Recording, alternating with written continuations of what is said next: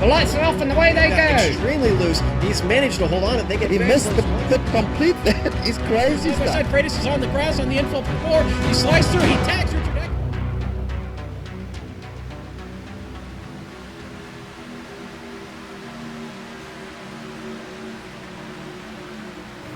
It may be September in the real world, but it feels like February tonight at the Daytona International Speedway as the Chesapeake Diecast B-Series Circuit of Champions, presented by Three Wide Racing League, is getting set for its season opener, and you get to see it all unfold live on the Global Sim Racing channel. Hi, I'm Samuel Ryman, and with me in the booth is Sean Ambrose. Behind the scenes doing all the button pushing is our director Joe Peake, and our camera sets are provided by Dougie Beard. Sean, sometimes the drivers you see running up front at Daytona aren't necessarily the ones you see running up front for the rest of the championship, but yet a win here is always a huge deal, not just to get your championship run off to a good start, but for bragging rights as well. Man, Sam, that sure is, that's absolutely correct, sir. Daytona International Speedway under the lights tonight, Sam, for 100 laps. 2.5 miles, 31 degrees of banking. Can you believe it? I mean, the electricity in the air right now. We're going to run these B-Class Mustangs and Camaros tonight. No repairs. That means you're going to have to take care of the car at a very, very fast and tricky track, running in packs, side by side, 3 wide, fixed setup, 50% fuel, so you're going to have to pit. Hopefully we won't have too many cautions, and some of that green flag pit strategy will come into play. You're not going to get too many laps out of that machine. You're probably going to get somewhere in the neighborhood of 25, 27 laps, something like that. So you know those pit stops will be coming. 100 laps gets it done tonight here at Daytona International Speedway under the lights, Sam. Yeah, no fast repairs. Certainly going to throw a curveball for these drivers, because 100 laps is going to be a long time around here, and you're pretty much going to have to keep your car in pristine condition if you want a chance of winning this race. Practice was a little bit ugly, however they're doing open qualifying right now. As you see, there are multiple cars on the tracks all running in packs together. As a result, the top 2 on the qualifying sheets are only separated by 0.06 of a second right now, but we'll get to that later, because we still do have about 10 minutes of qualifying left here.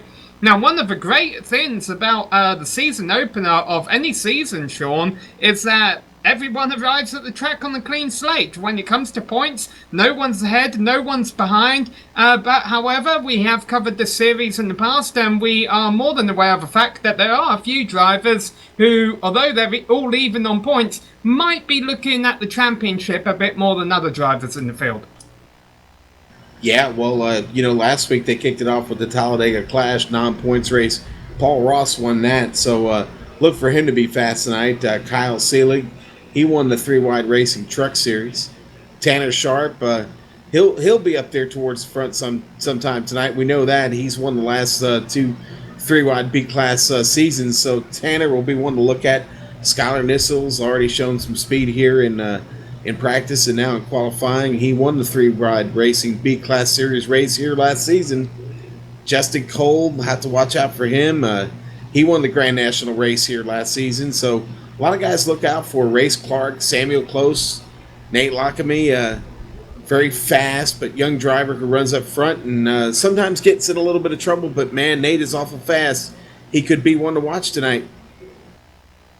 Yeah, some of those drivers on that list of accomplished drivers in the 3 Wide Racing Series have, for some or other reason, not shown up tonight. Samuel Close, I notice, is one of those. I believe he was a runner-up in this series last year, so hopefully it's just a one-off. However, one driver that you did mention just there, who is in attendance, is Nate Lockamy, who I believe got a win or 2 last season, but he certainly deserved a lot more wins. He's very good at going fast and being up front. He's currently 4th in qualifying right now, but he can't always make it to the end at the front of the field, Sean.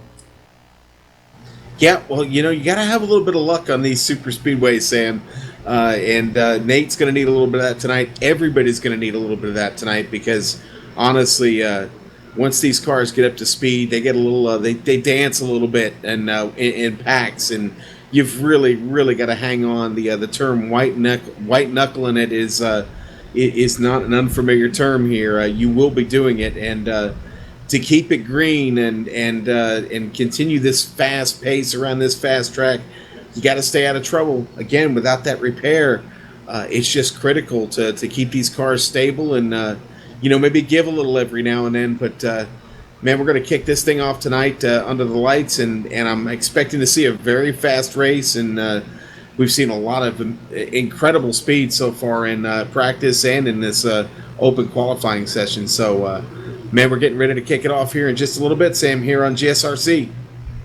Yes, and currently there are no cars on the track. They are actually all pulled in pit road because Corey Lindsay is giving the other drivers a drivers meeting. Corey currently 11th on the qualifying board. Now with the drivers meeting gets adjourned early, they might head back out on the track for 1 or 2 more laps, but even if that's the case, it might take them a while to get up to speed. So right now, Nathan Young, and we see one car performing donuts there on pit exit. That's the number 15 of Michael Skinner, and he's got a good reason to celebrate. He is currently 3rd on the provisional grid right now, and I think the fact that they're letting him do donuts on the racing track tells you that there's probably not going to be anyone else coming out there set a lap on. If that is the case, let's give you a rundown right here of what the grid is going to look like. It looks like Nathan Young will be your pole sitter by 0.06 of a second over Dylan Smith, who you currently see on screen right there. And then the number 81 Air Force car, Michael Skinner, will be lined up in 3rd alongside Nate Lacombe. There you see on your screen. Mike Stevens and Tanner Sharp will round out the top 6 there, Sean. Yeah, and then the old number 43, Patrick McCluster. McCusker will start 7th tonight. In the number 31, Skylar Nissel starts 8th on the outside. Trevin Robbie starts 9th tonight. Check that. Trevin Roby starts 9th tonight in number 92. And starting in 10th is going to be Nathan Velez in 10th place in the number 48. Yes, and then lining out the top 12 are going to be Corey Lindsay and Kevin Bickford. The next 6 on the grid are one female driver in the field. I believe she's the only one here. Is Krista Nelson in the number 54 car. She'll be starting 13th alongside Nick Miller. And then Paul Ross and Derek Restrick are going to round out the top 16 there, Sean. Okay, and I'll take the rest of this field on home here. In the number 97 Sharpie machine, Levi Zielinski. In the number 2, Carlos Acosta. Richard Lafferty in the number 8, he'll start 19th tonight. Johnny Thomas in the number 83, he's starting 20th. Zach Trevino starts 21st tonight in the number 17. And rounding out the field in the number 13, that's going to be Kyle Seelig in the number 13. 22nd, Sam. And that's how they're all going to grid up, so that will be important for the start of a race in about half an hour, though, Sean. That grid will mean absolutely nothing at all. It's fairly easy to gain and lose track position here at Daytona International Speedway, and there's a couple of big names. One driver we haven't mentioned yet during this broadcast, Levi Zielinski. You mentioned him there, starting 17th on the grid in the number 97 car, despite being 4th in practice, and I remember he was running up at front a lot of races last season, but he's going to be starting a bit further back in the field. Now, of course, someone might argue that, hey, that means nothing. You know, the pole sitter's the driver who just happened to get the best drafting qualifying. But also, those drivers at the front of the field, if there's an early wreck, A, they're going to be in front of it, and B, they don't have to worry about shuffling in the middle of the field as much. They can pick a partner and go on about their race, whereas all these drivers, such as Levi Zielinski at the back of the field, they're going to have to be searching frantically for a partner in the middle of the field early on. Yeah, and it really gets frantic in there. It's a hornet's nest. I mean, it's cliche, but that's exactly what it is. And again, it's at these speeds, at close to 200 miles an hour, 3 wide, door to door. We have to bring up that evil net code issue that sometimes seems to go on in iRacing. Sometimes you get a little bit too close and cars just start to spin. That type of thing could happen here at Daytona. It could be a mess early, and then again, they could go all 100 laps, green flags, Sam, it's really just the luck of the draw. And tonight, with the speeds we're seeing, it really is going to be the luck of the draw. It's like you said in the opening, the cars that start at the front may not be the ones you see at the front when this race is over. Someone like a Carlos Acosta or Levi Zielinski, where it looks like they have a lot of work to do. Strategy and yellow flags play a big factor in this race. 22 cars have set a qualifying time. I believe all 22 of those drivers are still in the session. I can confirm that for you. So it looks like we will have a 22 car race. Now, before we get gridded up here, Sean, I ask, would you start from pit road? Boy, I'll tell you what, if I'm all the way at the back, somewhere in those last 5 cars, I certainly might consider it. If I'm sitting somewhere up there just outside the top 10, I'm going to go with the pack, because I'm telling you what, if you can get that outside line working here at Daytona, you can move up pretty quick on the outside. So, again, I don't know, somewhere in that last 3 to 5 cars, you might consider it, but that's a gamble too. You can also get caught in trouble back there as well. So, yeah, if anybody does it, it's going to be those last 3 to 5 cars, Sam. Yes, and now no cars on the track. A checkered flag has fallen on qualifying, so they should be getting the cars gridded up here momentarily. I believe we're being told that's about 30 seconds away, and you will see the number 12 and the number 81 of Nathan Young and Dylan Smith that rounding out the front row of the field.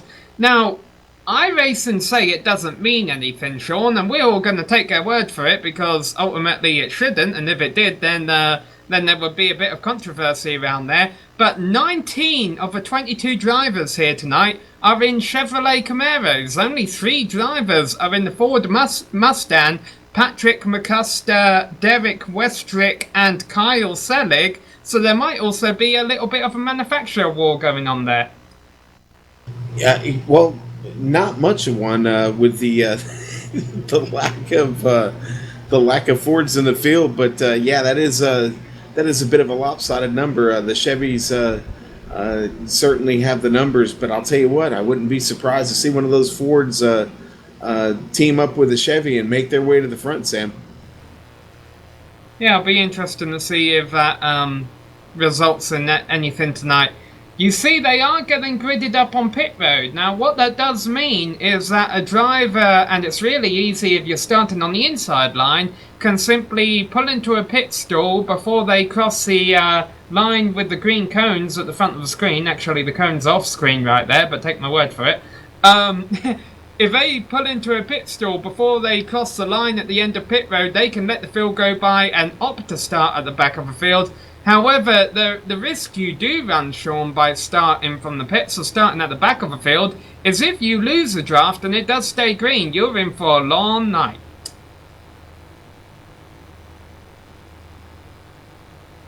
Yeah, you're in for a long night, Sam. It's not any fun sitting out there all by yourself. Makes me think of an old 70s song. It really, it's not any fun sitting out there by yourself. You lose ground quick. I mean, you're literally in the range of 7 to 8 seconds slower than those cars, and it doesn't take long. Yeah, it's 2.5 miles, but again, at the speeds we're traveling here, it really doesn't take long. And if you do lose it, you're hoping for a caution flag every lap. Absolutely, and we see that the field has gotten underway here. We ride on board Nate Lacombe, who will be starting in 4th position there. Field working their way through turns 1 and 2, 2.5 miles around here, so still got a little while to go until they get the green flag. Well, 22 is a good number, Sam. That's a number of the great Fireball Roberts, who certainly made a living at this track. And 22 is a good number to get this race started. This is going to be a fun one tonight. Really looking forward here to 100 laps at Daytona International Speedway. And Nathan Young is the pole sitter, and he is on the bottom line. I don't recall if they let you choose at the start of a race, but I'm pretty sure the restarts they will. You have a feeling that's going to be the way they're all going to go tonight, Sean? They're all going, the pole sitter or the lead at the restart is going to take a bottom line each time? Man, I live and die on that yellow line. I want the inside every time, to be honest with you, Sam. It takes a lot of work up top to get guys to work with you, and you better know who's behind you to make that work. And yeah, I'll take that inside line as the pace car pulls off. Sam, here we go. And the green flag is in the air, and Nathan Young leads them away for the first of 100 laps here tonight at Daytona International Speedway. He already has the whole width of the track to himself, but he's going to keep it down low. Dylan Smith is actually all on his own up there on the high side right now, because Michael Skinner is underneath him, and he pulls up into second, and no one is going to help Dylan upstairs. He's probably going to fall back to about 6th position. I do see a gap behind Mike Stevens here. He might be able to filter in there.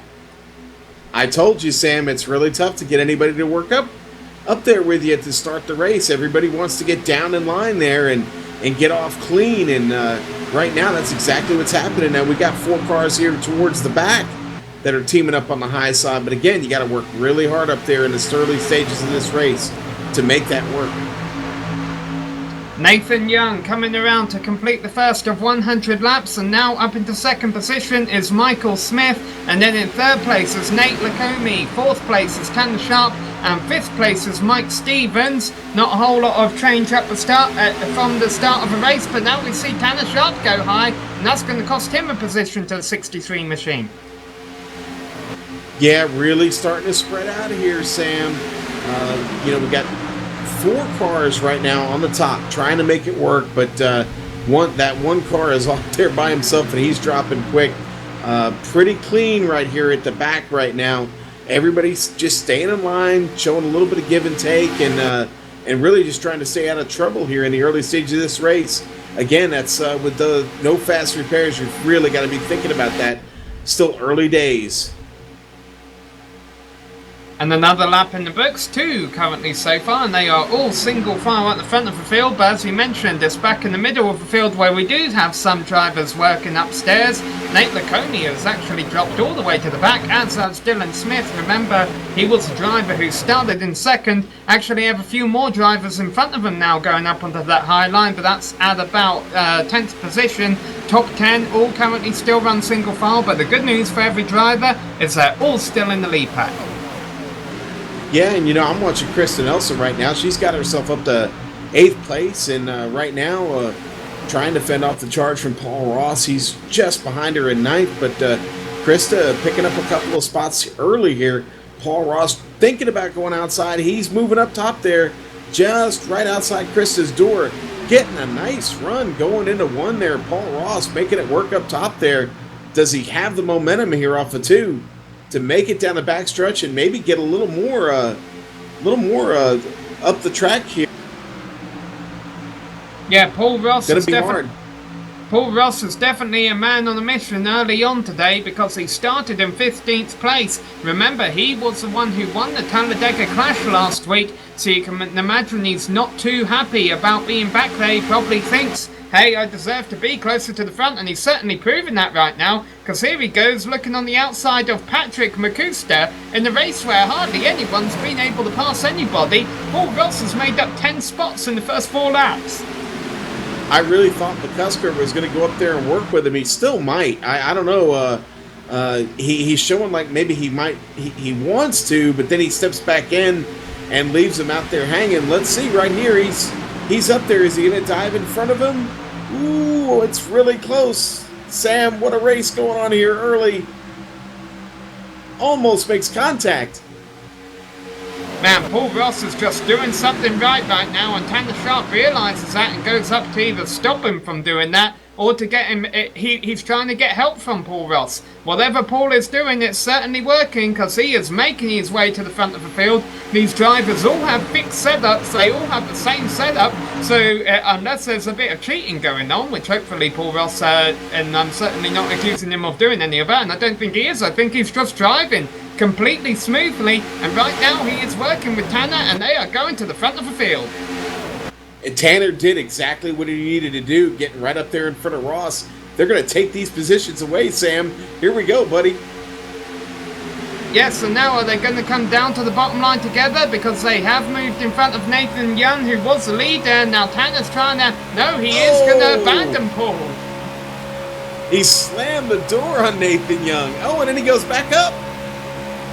He was probably trying to stop Nathan Young from getting around on the inside and then went back up to help Paul. But it's kind of broke their momentum, and now look, there's several other cars coming on the high line, being led by Kyle Selig. And that top line is starting to work. Got heat in those tires now. These cars are starting to stick out here. Tanner Sharp trying to make it work up top there. He's got Paul Ross still working with him, man. What a race. Talk about Paul Ross being a big mover. Give a shout out to Kyle as well. He's certainly making that high line pay dividends for him. He started from the back of the field in 22nd position. He is up challenging for top 5 spot right now. Back in the background there, you probably saw Kevin Bickford get quite close to the wall over in turn 4. He didn't hit it though. No, and you certainly want to keep it off that wall, because that wall can do tricky things. You get a piece of it and they can just shoot that car right back across the track and cause all kind of carnage. But we haven't seen that tonight. What we've seen is some great side-by-side racing right now. Tanner really digging hard for that lead right now, and man, he wants to bring Paul along with him. Can they just get in front of the 12 enough to do it? They've got an opportunity. There they are. They've tucked it inside. Tanner Sharp and Paul Ross take first and second. And now Kyle Selig is going to fall back on the high line a little bit. The next car behind him is the 13 of Zach Trevino. However, he's a bit far back, so it's certainly going to hurt the outside lane's cause right now, as Tanner Sharp puts a lap lead on the board as they complete lap number 8. And he leads to Paul Ross and Nathan Young on the inside line, and then here comes Kyle Selig. Now he's gaining some momentum again. He's challenging on the outside of Nathan Young for third over in turns 1 and 2. Man, I'll tell you what, I just keep thinking about how bad Paul Ross just got the door shut on him there, man. That was, he shut the door on Nathan Young. That was a bold move in the early stage of this race, but they made it work, and now Tanner Sharp is just...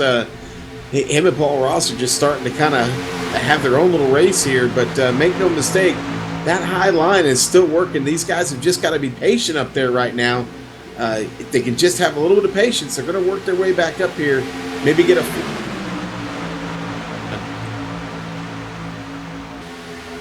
And even if they are able to keep going green for the next 10 laps, Sean, we might run into a hiccup when they all come into the pits in about 10-15 laps time, because honestly I didn't see a lot of drivers practicing green flag pit stops during practice, so I hope they've been practicing it outside of sessions, because that is something you definitely want to get right. It's very easy to lose it under braking, and despite the fact that pit road speed is 60 miles an hour, which is pretty fast, they're going 190 out here, and slowing down 130 miles an hour in just a few hundred feet isn't an easy thing to do.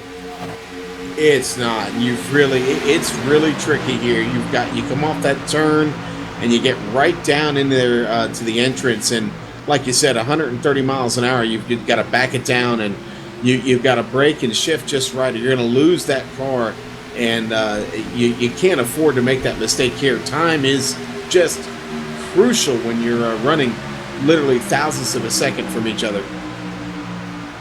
Kyle Selig moved up to the top spot. He got that run on the high line with a little bit of help from Zach Trevino, but then he went down low and left Zach up high.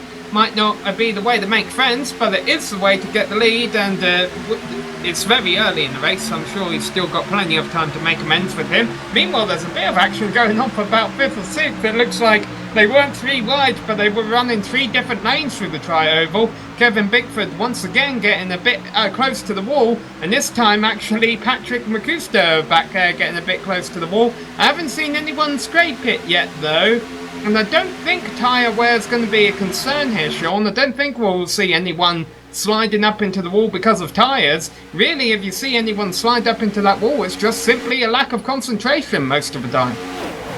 Lack of concentration, or even a little bit of dirty air every now and then. But Sam, right now 2.854 seconds separates this field, 22nd to first place. Brother, we are moving.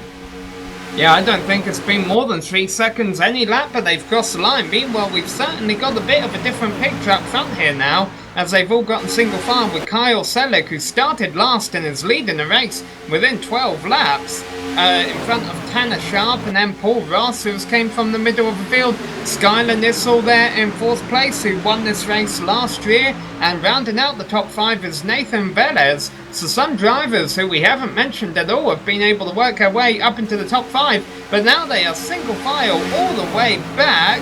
In fact, there's only one car running the high line, and that's Johnny Thomas right at the back of the field, and I think he's about to come down low once the hole opens for him. So all of a sudden we have a single file line throughout the whole field. Not anymore though. Derek Resterick is going to pick up Johnny Thomas, and they're going to try and use the high line to gain a couple of spots.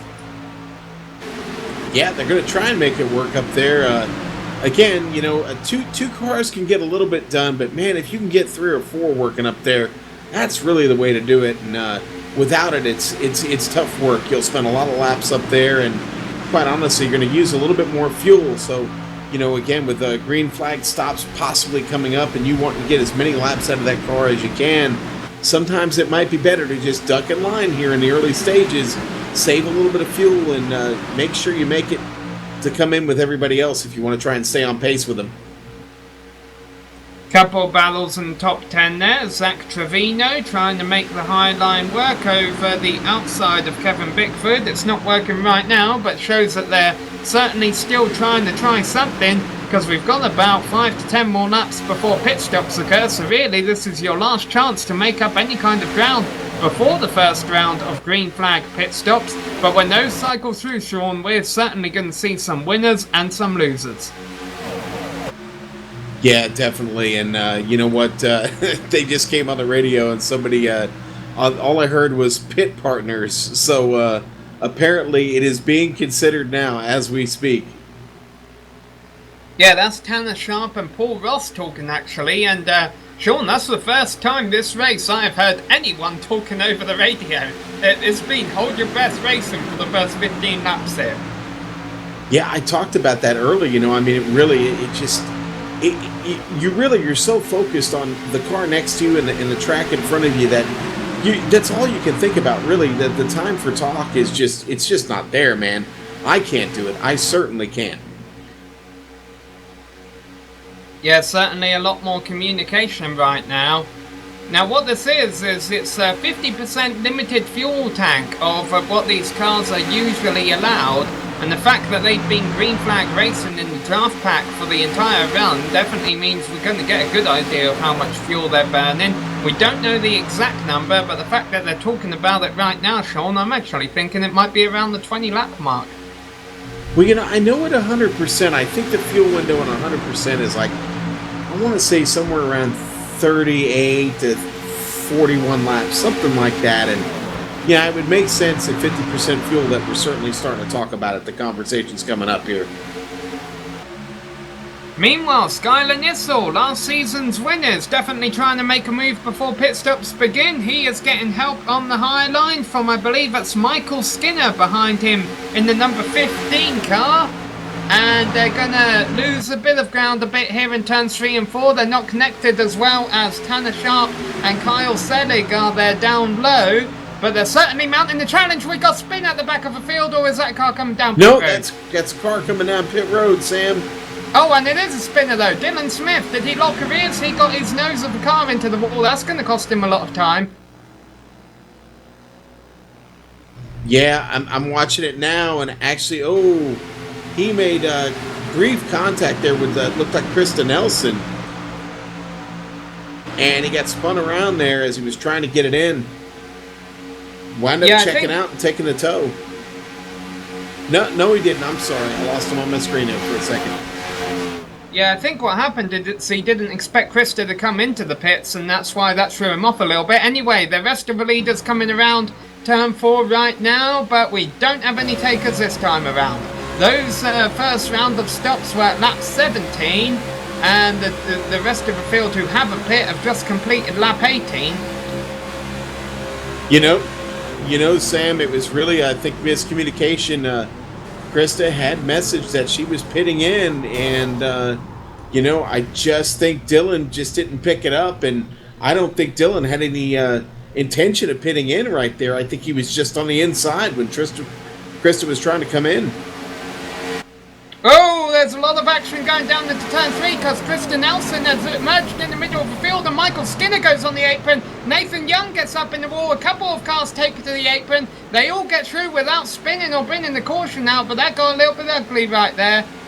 And a lot of cars coming into the pits, and they're all coming in from different lanes because of a mess over in turn 3 and 4. We got the 9 car coming in very hot and heavy on the low line. They're 3 wide as they enter pit road, but somehow are able to avoid collision.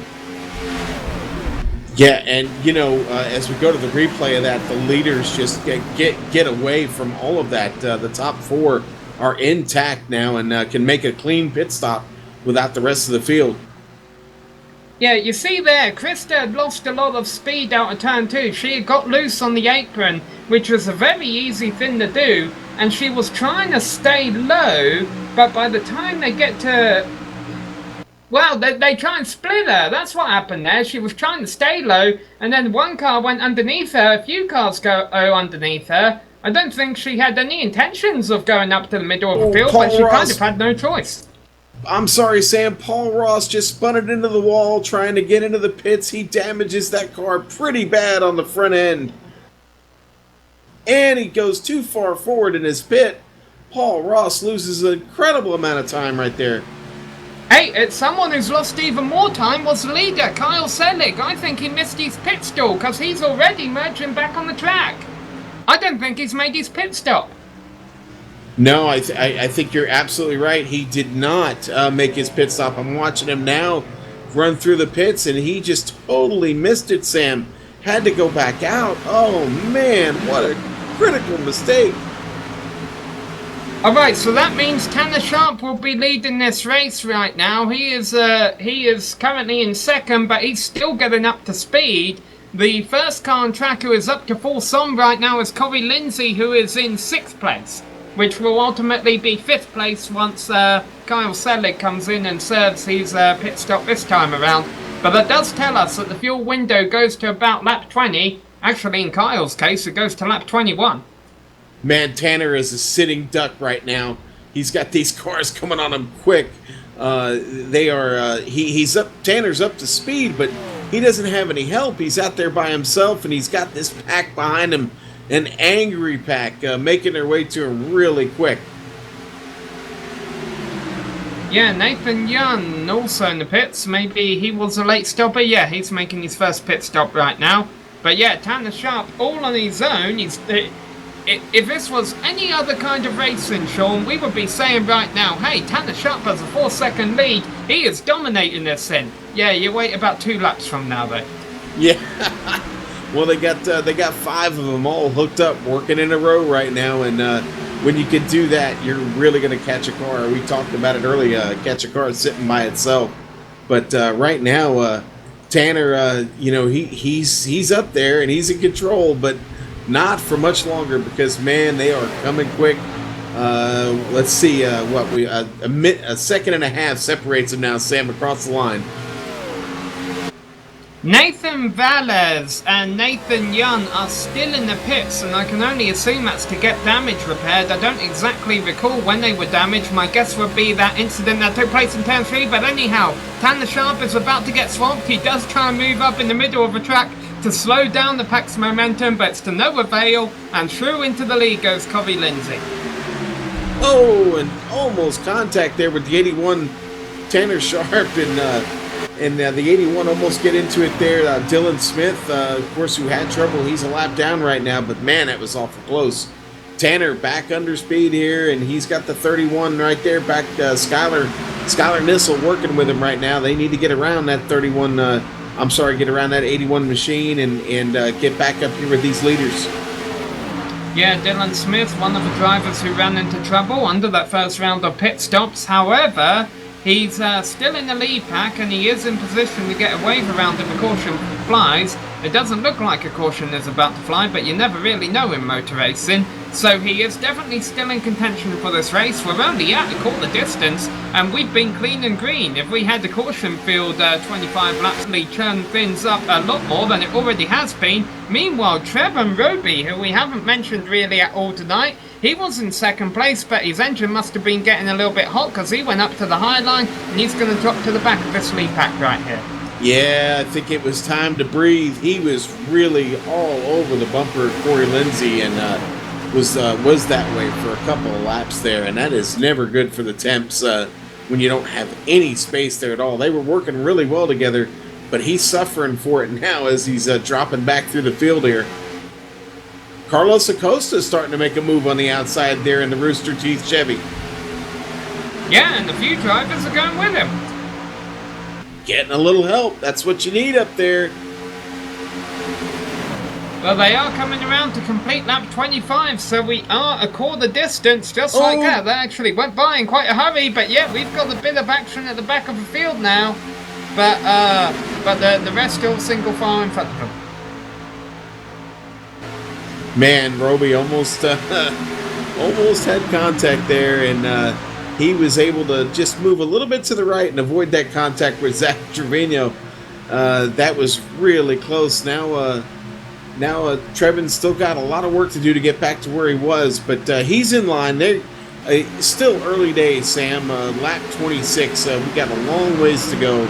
Take care of the car and stay out of trouble at this point. Tanner Sharp was very close to the rear bumper there of Michael Skinner. Now you see why, because they're going to the front of the field as they come around to complete lap 26. Do they have a bottom line to themselves yet? Michael Skinner does. Tanner Sharp stays upstairs. He's going to try and pass Skinner for the lead. Yeah, well, Skinner kind of left him out to dry there a little bit. He closed the door a little too quick. And now Tanner wants to make him pay for it. I'll tell you what, Skinner running that Kellogg's throwback paint scheme tonight. The Kellogg's Cornflake Machine made famous by Terry Labonte. And that's a classic battle right there between the 15 and the 3, if you ask me. Yeah, I'm just glad he didn't do a Kodak throwback paint scheme, or else I'd get really confused. Michael Skinner, for those of you who don't know your NASCAR history there, but Tanner Sharp coming around to complete lap 27, and he's bringing Skylar Nissel down to the bottom line. So last year's champion and last year's Daytona winner. Currently run first and second, followed by that Kellogg's machine. Up on the high side on his own right now is Zach Trevino, but he is able to filter downstairs. And I don't think we've ever really mentioned Zach's name before in this series, Sean. I know I have a short-term memory, but he's doing a pretty solid job just hanging out there in the top 5 so far this race. He really is, and I got to tell you, man, with all the trouble we had there with the pit stops, the top 11 have managed to stay intact here, and they're only separated by just a little less than a second, Sam.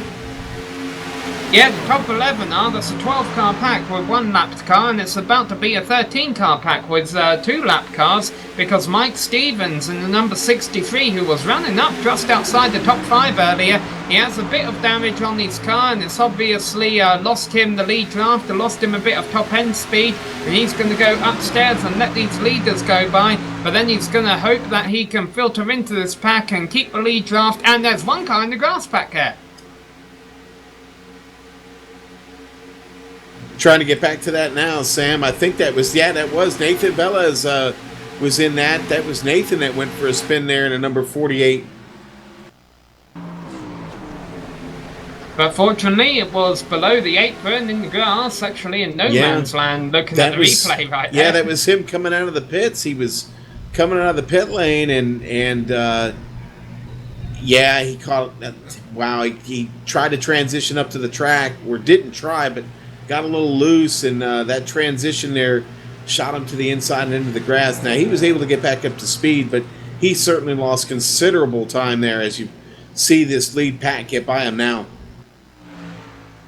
Yeah, it's the second driver we've seen succumb to that today.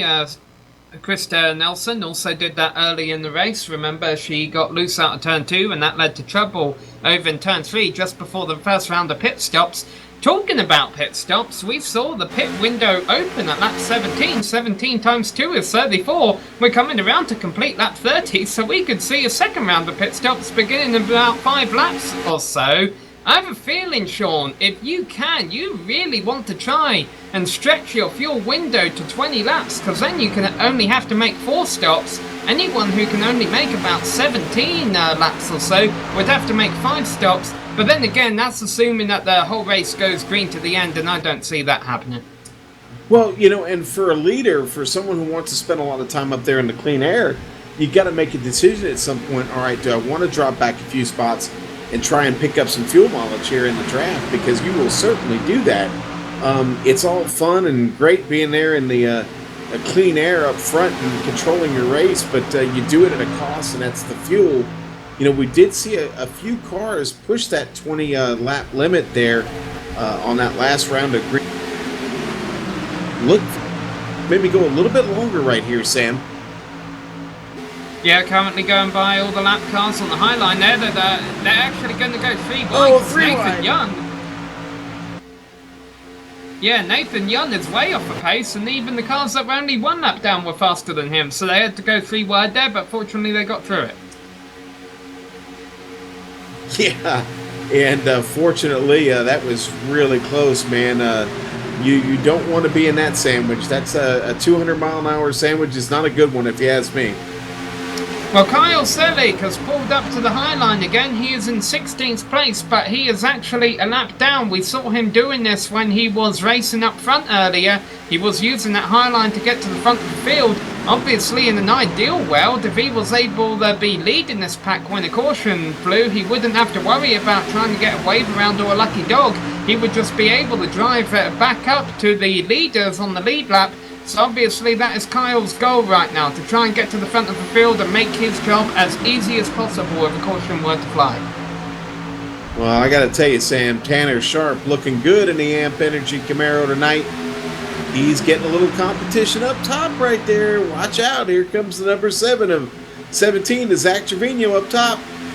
He's got a little help there from that lapped car. Kyle Selig giving him a little bit of drafting help up top there. We're side by side as they head across the line. And as they head across the line, that was the completion of lap 33. And downstairs goes Zach, and Kyle has absolutely no help there. So Kyle Selig is actually going to fall back a little bit now. Now it is lap 34, which means we might see a few cars who haven't been able to get good fuel mileage coming to the pits this time around. We'll keep you updated on that as Zach Trevino leads the field over down into turn 3. Okay, so that's a tricky situation to think about right there, okay? So you got a guy that just pushed you, gave you a little help there to get to the front. He is a lap down. Do you have to really feel bad about leaving him hanging high and dry like that? I don't know. That's a tricky one to think about there, Sam.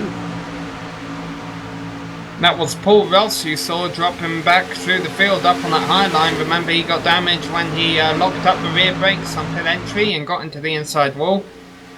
And we saw a replay of that earlier. I believe that's he had some kind of miscue entering the pits, and usually that's the easiest one to do is lock the rear brakes as the field comes around to complete lap 35 now. We still have 15 cars on the lead lap. 19th place is 1 lap down. Behind them, Nathan Young, Paul Ross and Nathan Velez are multiple laps down. I believe every car is still in the race though, and all our leaders are staying out another time. Yeah, I'd look for them to stay out a little, almost a little bit of contact. The 13 there, Kyle Selig having to check up. Almost got into Mike Skinner there. That was close.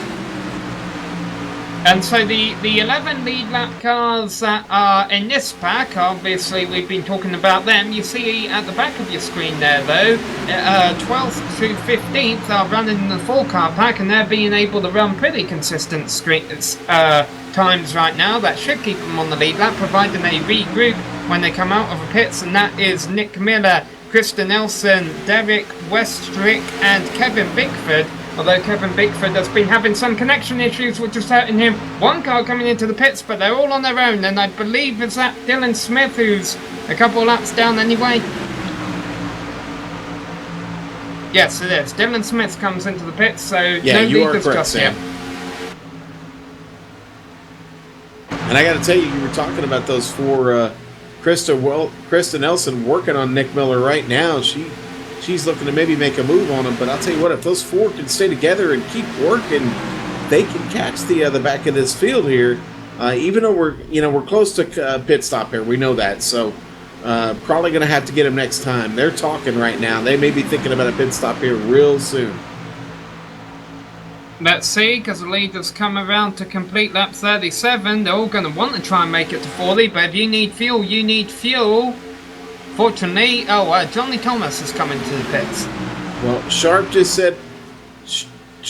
said a few laps, so I'm thinking a few is 3.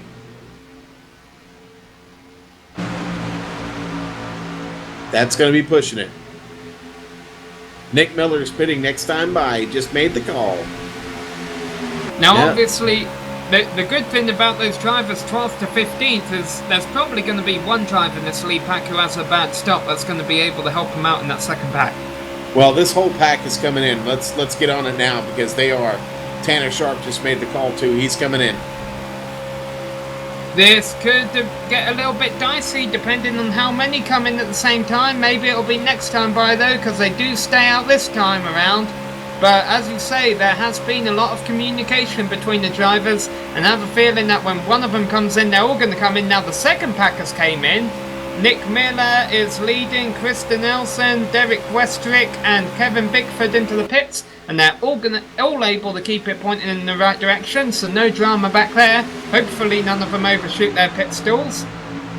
They're all pitting, Sam. They're all pitting. They're all getting on now, notifying everybody. This whole pack is coming in together. This is going to be exciting. Here they come. Coming out of turn 4 now, and as Sean said, this could be interesting. All good so far. Zach leading them in. He gets a little bit loose, and there is a collision back further. And Corey Lindsay goes for a bit of a spin. There was a bit of damage there. Got a little bit of Mike Skinner's car, too. A little bit of the right rear of that car got tagged up in that. And if a caution came out right now, it would really benefit Carl Selig, because he is currently in front of the leaders who haven't pit, as we'll get a replay of what happened to Corey Lindsay back here. And you see they just all get bottlenecked up, and Corey has to get on the brakes a little bit too much and gets into the side of Mike Skinner and gets turned sideways, which will cost him time more than anything else. The rest of the leaders coming into the pits this time by, that is Carlos Acosta, Richard Lafferty, who is flying in there, and he is going to lose it and hit the inside wall. Wow. Well, I'll tell you what, that was a great stop by Skylar Nissel, but already Tanner Sharp has gotten to him. We're on the replay right now watching that entry. That was a mess, Sam. It was absolutely, but I believe that means that is going to cycle pretty much all of our leaders through, and none of them were able to make it to lap 40, I don't believe. No, sir. So we know that window is right just shy of 20 there. You can make it 20 if you draft your whole way through, but yeah, that's our window now. So we know what it's going to take here to finish this race, as we are now 41 laps in to 100 laps here at Daytona International Speedway. We got one car who's lost it on the apron. It was Carlos Acosta. He was leading the final set of cars who hadn't pit out of pit road, and they just got freight trained by Skylar Nissel, who was in a pack going full son on the banking. Carlos Acosta just lost it on the apron. That's not the first time we've seen it tonight. So Skylar Nissel leads a 4-car pack lead in the field right now, as you see a replay of Carlos Acosta spinning while trying to get back up to speed. Skylar Nissel leads Tanner Sharp, Zach Trevino and Michael Skinner in the lead pack. Yeah, and Carlos lost a lot of time right there. Didn't wreck the car, did a really good job of saving it and hanging on, but he caught just a little bit of that yellow stripe. It was enough to turn the car around and send him riding through the grass. We're having to watch out Kristen Nelson coming up on Carlos real quick on the outside right now. She's got Nick Miller right behind her. Yeah, these are 3 of those 4 drivers from that pack earlier who were running from 12th to 15th. They've gained a couple positions now. One of those obviously being to Richard Lafferty, who is still on pit road getting repairs after hitting the wall quite hard entering the pits. Oh, it's quite antsy in this pack back here. It really is. Corey Lindsay, the leader of that pack right now, and he has got a real show going on behind him. So let's Nick Miller begging for everybody to get in a line right here. Just said, come on, everybody, let's get in line and do this. Yeah, some drivers being shown as only having one stop so far. That might be a bit of an issue on my telemetry, but Skylar Nissel, as we currently work in lap 43, leads the field to Tanner Sharp, Zach Trevino and Michael Skin all in one pack. Then you go back about 7 seconds to the second pack. It's being led by Trevor Roby, and then Levi Zielinski has worked his way up into 6th there. Dylan Smith also runs in that pack, but a lap down after issues in the first round of pit stops. Johnny Thomas completes that pack. He is currently running 7th place on the lead lap. And then to go back to 8th place, you have to go back about another 8 seconds or so. The Corey Lindsay in 8th. Remember, Corey had that half spin entering the pits. He currently leads Nate Lacombe, Krista Nelson, Nick Miller and Kevin Bickford. And also at the end of that pack is Carlos Acosta in 13th, who had that spin. The other 2 drivers on the lead lap are Derek Westrick and Kyle Selig, although Kyle only just came into the pits, so he might actually lose that lap. Which means if Derek Westrick is the last car on the lead lap, that would be 14 cars on the lead lap still. You know, I'm watching a little development here. Mike Skinner had caught some damage there in that last pit entry, and he's starting to have a little bit of trouble keeping up. Now, he's up there now, but I'll tell you what, when they get into the straights, he starts to lose a little bit. I'm wondering if that right rear damage starting to affect him just a little bit. But, man, he's all over Zach Trevino right now. Almost got Zach out of shape. Did a good job. Mike did a backing off there as it got into the turn, and knew better not to stay on that bumper and send poor Zach spinning around. Now, one development that we're going to have to keep an eye on, as the leaders come across the line right there, they're pretty much obviously all running identical times of 47 zeros, but as the second pack comes across the line, they are all running times of about, in the 45s really. They're actually closing in on this pack, because initially we reported they were about 7 seconds back, now they're only about 5 seconds back. So give them a few laps here and we might end up with a pack battling for the lead again. You know, they're working really well together right now. They are moving. That pack is strong. Trevin Roby leading that pack right now, doing a really fine job. He's got Levi Zielinski right there with him. And, and the 81 of Dylan Smith, albeit a lap down, he's working really well with them right now. That time by another half a second that Trevor Roby took out of that lead pack of 4 cars as they currently work lap 47, as I just said. We are approaching the halfway point, lap 50 of this 100 lap race. We have been clean and green so far here at Daytona International Speedway for the season opener of the Chesapeake Diecast B Series Circuit of Champions presented by 3 Wide Racing League, as they look to see who will have the bragging rights and the points lead as they leave Daytona to go on the rest of their season. Right now it is the same driver who won this last season leading the field, and that is Skylar Nissel in that number 31 machine. One of Chevrolet Camaros out there. By the way, we were talking about Camaro versus Ford early in this race. Only 3 Fords in this race, and they are 14th and back, so Chevrolet was certainly the car to jump in today. Not that it actually makes a difference, but the performance of the cars today would suggest otherwise. Tell you what, man, Zielinski doing a really good job working with Roby right now. Masterful job. They are really still picking up time here, Sam. Every now and then, Levi will go up, get a little bit of air, and then he tucks right back in under that bumper. And man, they're making it work because they are catching that lead group.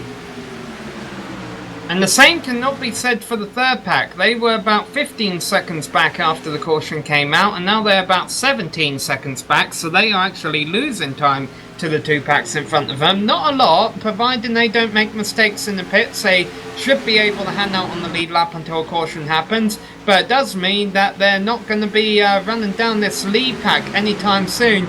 And I just want to say, keep an eye on Levi Zielinski. As you say, he is proving to be a very good driver to work with. I was surprised he was as far back in the field in qualifying as what he was, but he was 4th fastest in practice, and right now is setting on some very fast times as he drafts with Trevor and Robbie right here, and I have a feeling he could certainly be one of the drivers challenging for the win at the end of this thing. Certainly can, and guess what, Sam?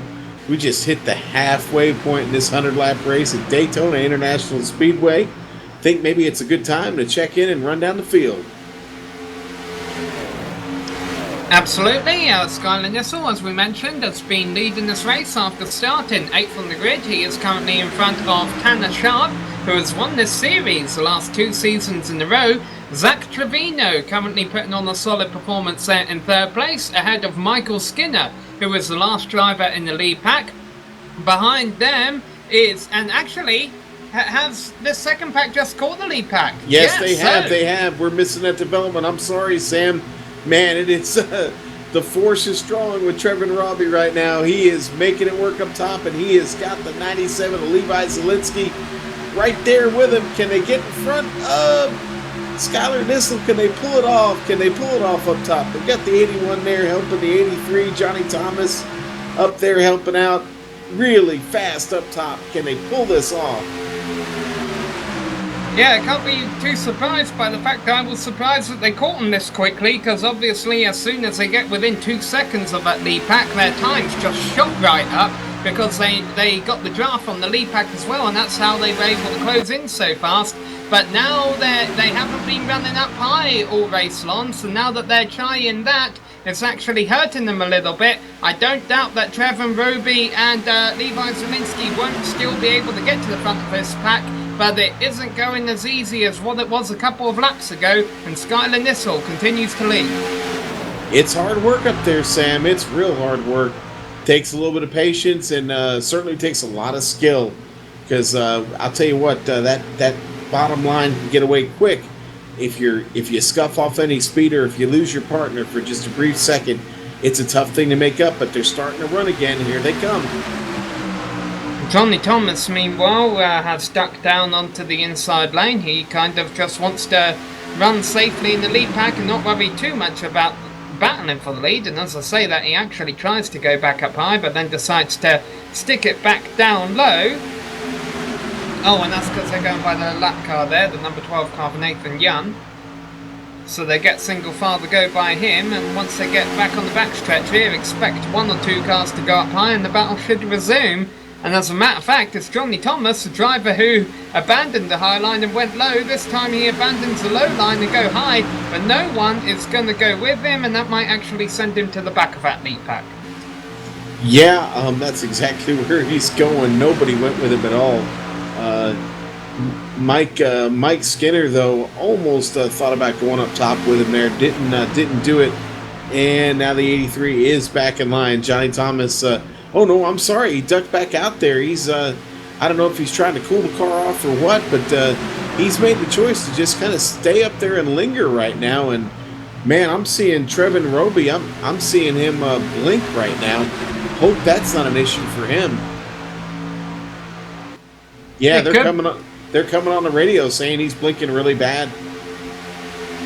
Yeah, but it's really the first time he's done it. He hadn't really been doing that a lot in the race. Anyhow, we do see a battle for the lead going on up here.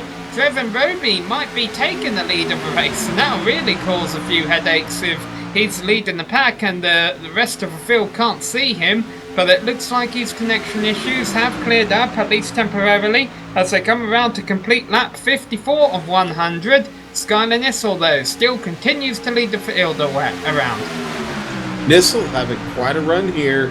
Tanner Sharp content to just sit there and work with him. He wants to be the one to save a little bit of fuel this time instead of taking the point. So Nissel doing all the work up front. Nissel doing all the work up front, and Tanner Sharp just kind of taking it easy behind.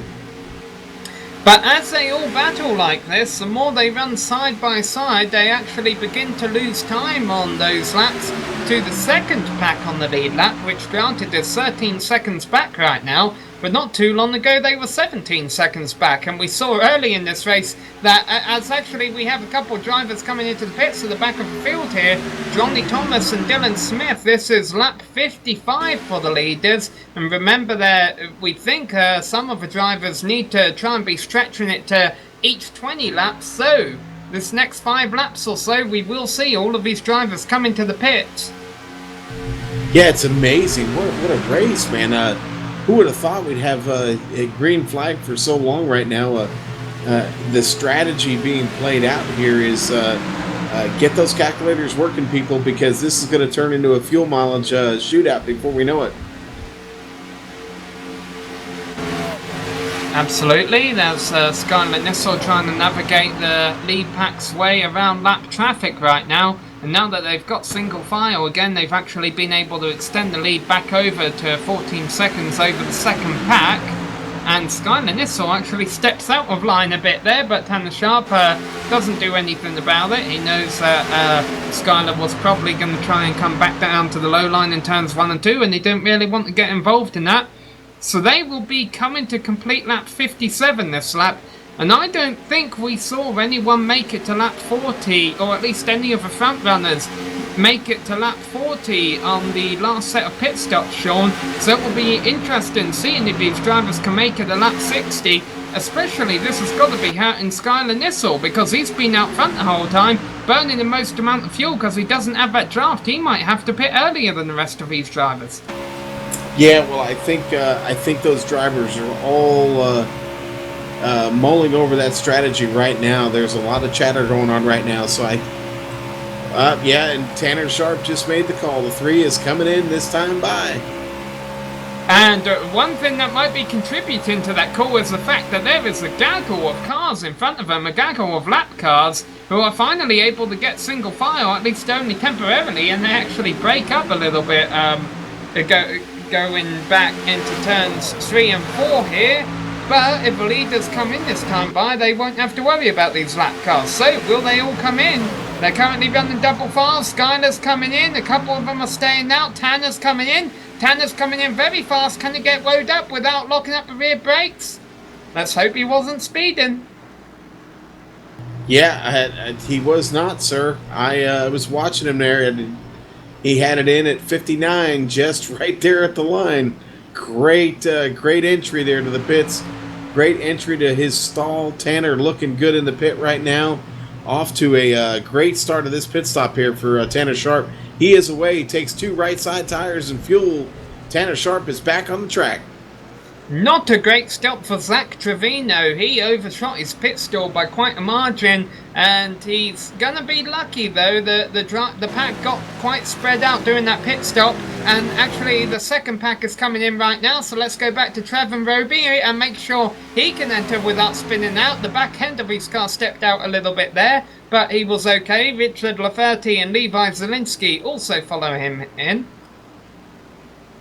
And now more cars coming in. This is that second pack. Nick Miller is coming in. Nate Lacomian into the wall goes Krista Nelson. Yeah, she wrapped it pretty good there. That car is left front and front end are pretty chewed up right now. Tough break for Krista there. She was having a pretty good run. Yep.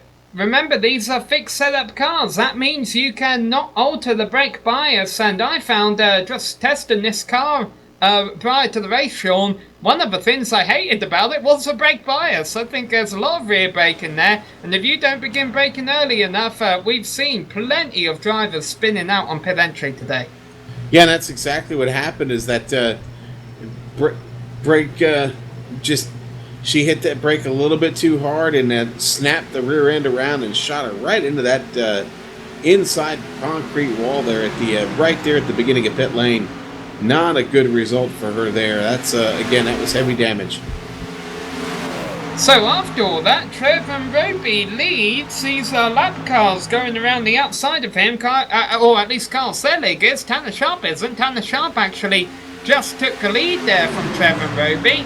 And Trevor's going to want to try and get onto this train. Remember, Kyle Selig is no slouch. He was running up front early on in the race. He only lost a lap because of pit stop issues, and right now if Tanner's actually going to tandem with him, they could pull away from Trevor Roby and Levi Zielinski, and that would really make the rest of this race a bit dull if Tanner's able to run away with the lap car. Fortunately, it doesn't look like that's what's going to happen. Trevor and Levi stay with them, but now it's really only a 3-car pack for the lead. You have to go back about 3 seconds before you get to Skylar Nissel and Zach Trevino, and Zach would be up there racing with them if he hadn't overshot his pit stall.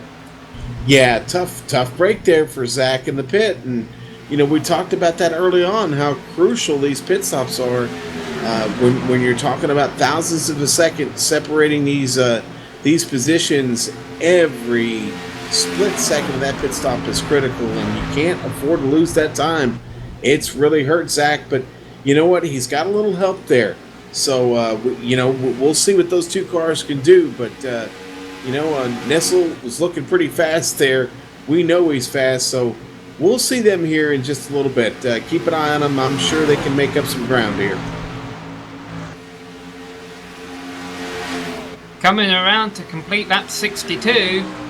And Sean, it just occurred to me, one day maybe we'll see NASCAR go with the sports car series and IndyCar and put LED lights on the side of each car telling you what positions they are in, because there's a lot of lap cars out here mixing it up with the leaders right now.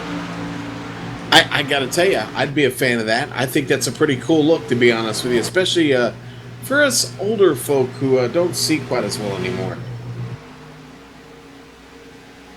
So let's see what kind of times are Skylar Nissel and Zach Trevino running here. They are actually falling back about a second to this pack of the lead 3. So, not good news for Skylar and Zach if nothing changes. I'm really curious here, Sean, because I don't think anyone's going to be able to make it to lap 80 without pitting. And that means that if we do go green all the way to the end, which all of a sudden is looking like a possibility, we could see the leaders pitting with about 5 laps to go. We're going to have no idea who's going to win this race. I'll tell you what, man. It's I said it just a little while ago. I said, we're looking at a fuel strategy race, and I just heard somebody say water bottle. Someone's calling for the water bottle on the track. So there we go. Somebody wants to mess up that strategy right now. Watch out for that water bottle. Watch out for that debris caution. It might be coming, Sam. And all of a sudden, Tanner has actually been slowed up for the fact that Kyle Selig, I think, has came in to make his pit stop. And all of a sudden, this lead pack is reduced to 3 cars. And that will hurt their lap times a little bit. Not much, though. And I think they're still going to be able to pull away from the pack running in 4th and 5th. Or at least that would be a duo, not a pack, wouldn't it? Yeah, they sure caught Krista at a bad spot on the track. She was down there low, and she had to get out of the way quick. Sharp was coming, and she did a good job of getting out of the way, but I think they closed on her just a little bit quicker than she thought. Well, obviously the damage to the front of Krista's car, she's probably not used to the closing rate of the other cars, because during the last run her car was going a lot faster than it is now. Lap 65 in the books, 35 to go. I'll tell you what, I'm starting to think here, Nissel and Trevino are going to need some help, man. They're going to need some help to get it done, because they have just lost another second, and those 3 cars are starting to really hook up and pull away.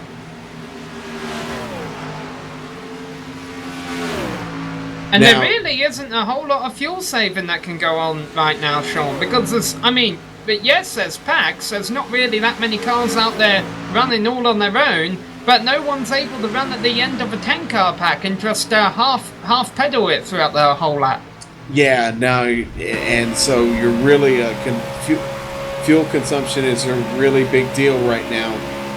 Again, we're getting into the later stages of this race, but you know what? We've got a little 4-pack break working here now. Johnny Thomas and Michael Skinner and the 18 machine of Paul Ross is in there helping out. And those 4 cars are pretty quick right now. I'm sorry, not the 18 machine. I was looking at the car the wrong way. That's the 81 of Dylan Smith. Those 4 cars right now are catching up to Skylar Nissel and Zach Trevino. That could be exactly what they need to maybe get to the front of this field. Tanner's gone upstairs. Maybe Trevor's engine was getting a little bit warm, and he said, "Hey, Tanner, can I have a lead, please, so I can let my engine cool?" Tanner Sharp goes upstairs, falls to the back of that lead pack, and all of a sudden is down in third. Trevor Roby leads the race ahead of Levi Zielinski and Tanner Sharp. They still have a 6-second lead over the duo of Skylar Nissel and Zach Trevino.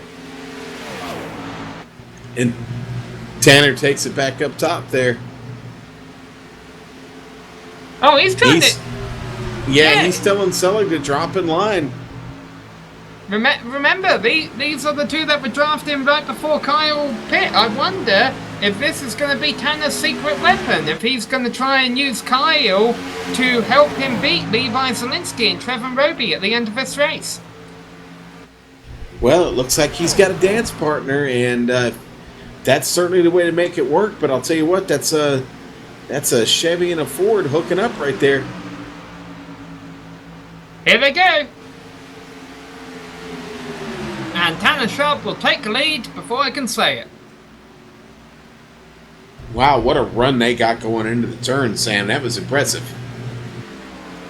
That's the biggest problem. I mean, I love how fast this race has been and how frantic and how much strategy there's been with all these green flag racing. But the problem is, these drivers that have had just 1 or 2 hiccups today, who have gone a lap down, such as Kyle Selig and such as, who's the other driver, about the second one lap down? Corey Lindsay.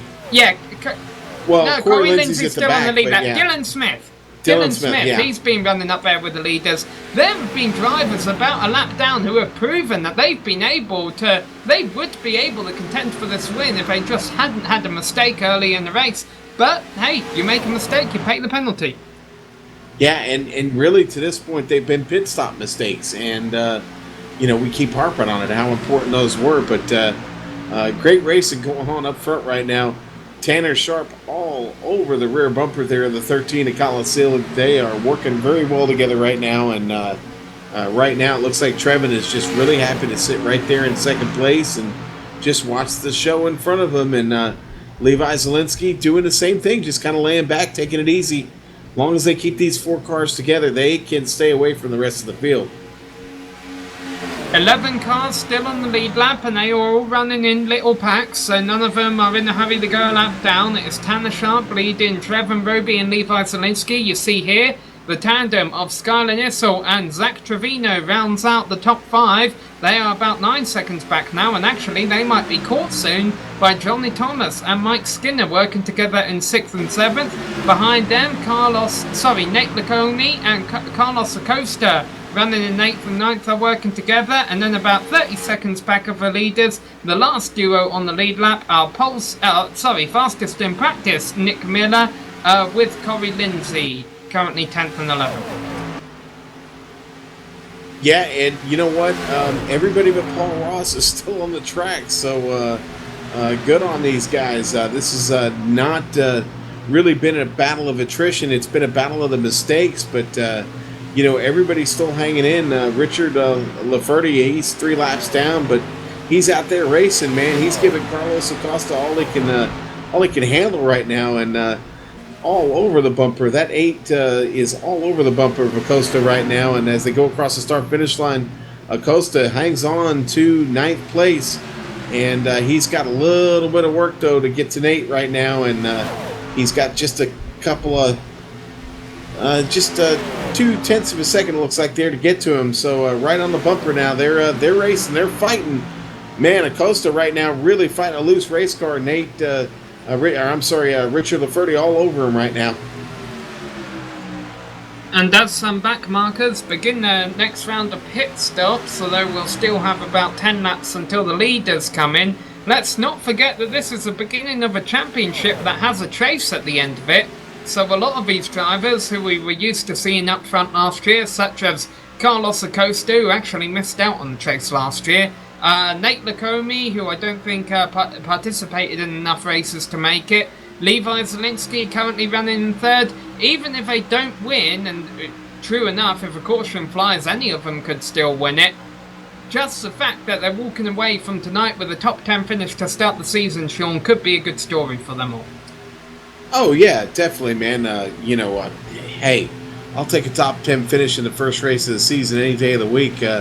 That's a good way to secure yourself, for those first few races. It gives you a little bit of cushion should you have a little bit of bad luck. Let's face it, this racing game is all about strategy and a lot of luck, and you need it. So a top 10 finish is a great way to start here, Sam. Absolutely. Is the field working its way? About 25 laps left to go now.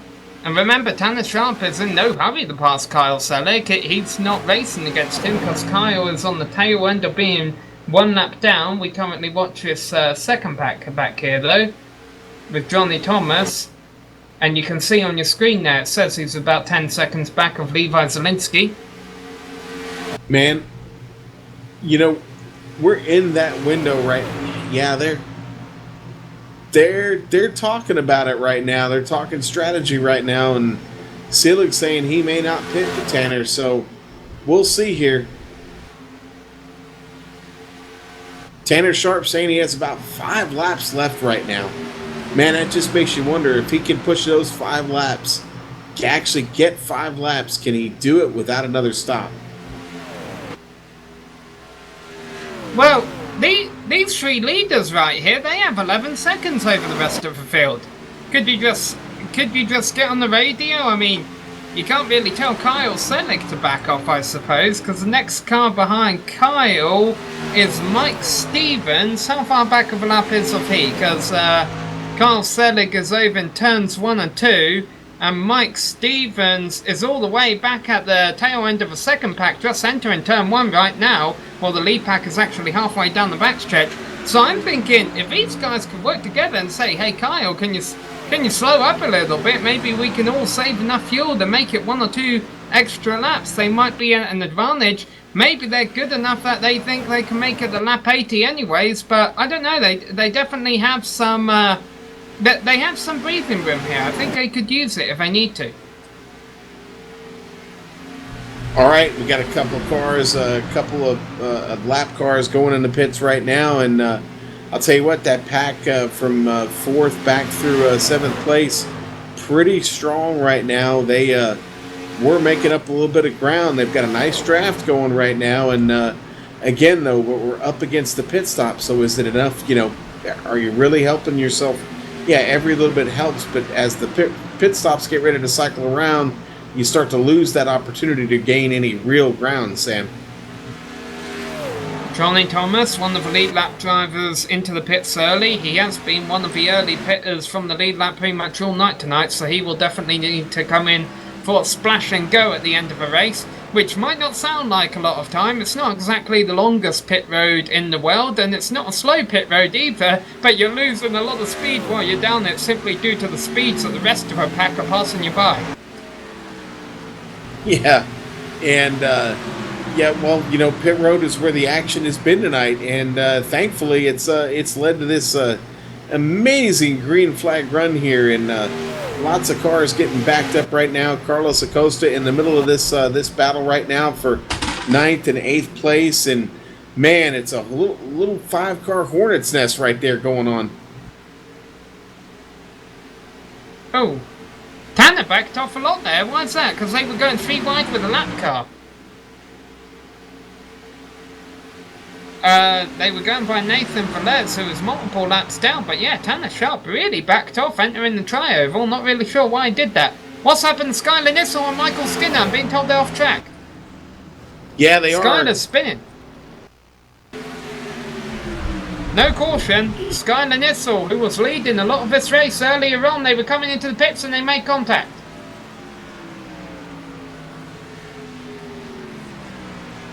And they may have actually been separate. Yeah, Nissel was coming off and he got tapped from behind right there, and that just sent him flying. Tanner Sharp is in. This is lap 79. None of these drivers, I don't think, can make it to the end without pitting again if we stay green. And Skylar Nissel was hit by Zach Trevino, I believe, who has apologised to him. I'm sure Skylar's not going to be overly pleased, though. considering he had a top 5 run going. Yeah, tough break for him, man. Sharp is all alone now. He is he's going to have to get this done by himself now because he is all alone coming off the pit road. Meanwhile, Trev and Roby and Levi Zielinski are coming around to pit on lap 80. Remember, they have been drafting Tanner Sharps. They were able to save a bit of fuel. Roby coming in a little hot. He's able to get slowed down in time, though. They only have to do 20 laps to make it to the end. Yeah, Nissel, looking at his car coming in, he's got some pretty significant damage on the rear end of that car right now. Again, just a tough break for Scholar. He had a really fast hot rod tonight.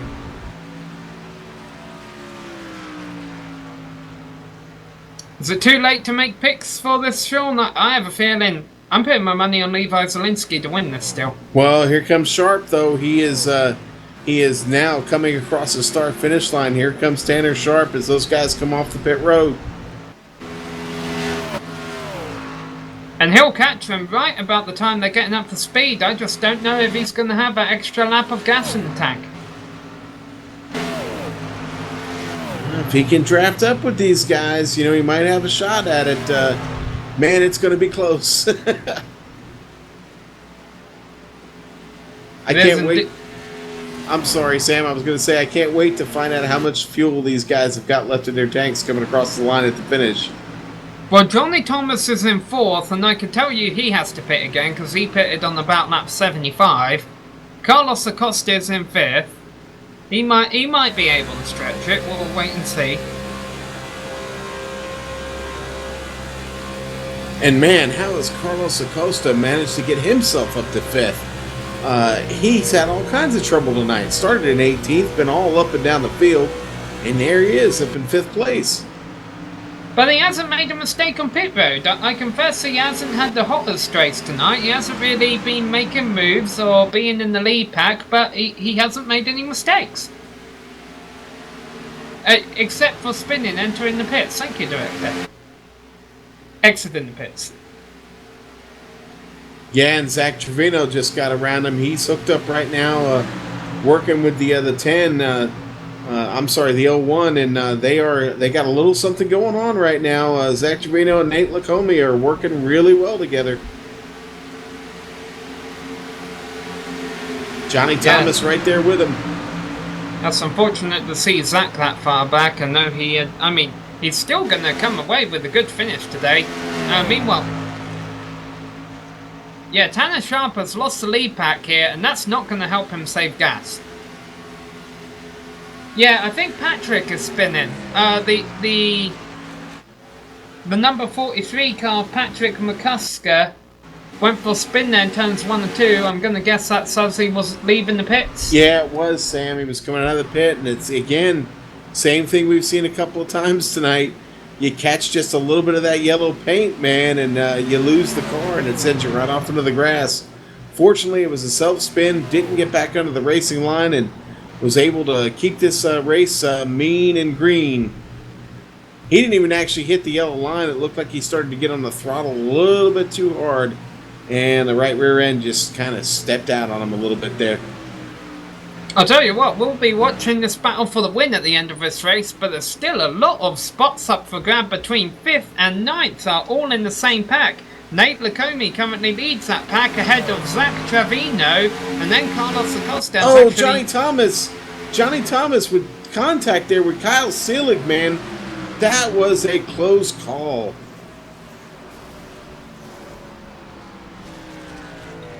Johnny Thomas involved in trouble. We see him spinning now on the apron. The smoke coming out of his car. He had to pit again anyway, so he was never gonna be up there at the top 5 at the end of his sin. Somehow we stay green. But that's unfortunate for Johnny Thomas, who I believe was one of our top chase contenders last year. Starting to wonder if somebody forgot to turn the caution flags on, Sam. Oh, yeah. He took a hard whack.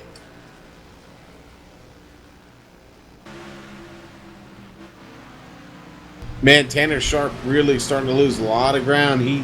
He's just got nobody to help him. We talked about that before the race. Being stuck out there by yourself, man, it is That's a tough thing to do, man. Right now, all he can do is just sit and watch him continue to run away. This is definitely a pack for fourth on back right now. They're running in multiple lanes. They're not side by side yet, but I have a feeling it won't take them that long.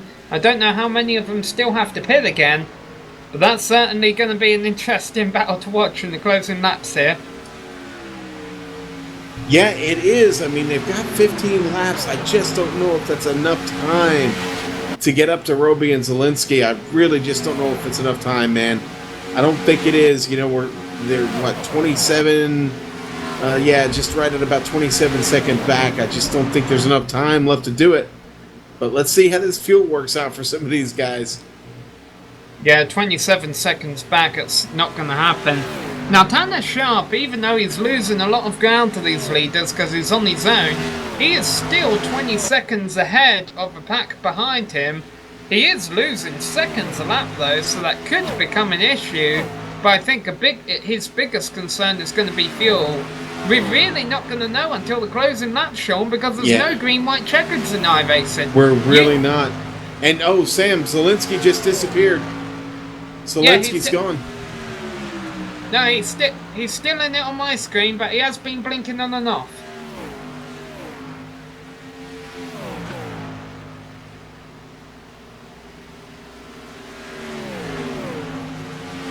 You know, Tanner has finally gotten hooked up again with Kyle Selig here. Remember, Kyle's a driver who's a couple of laps down.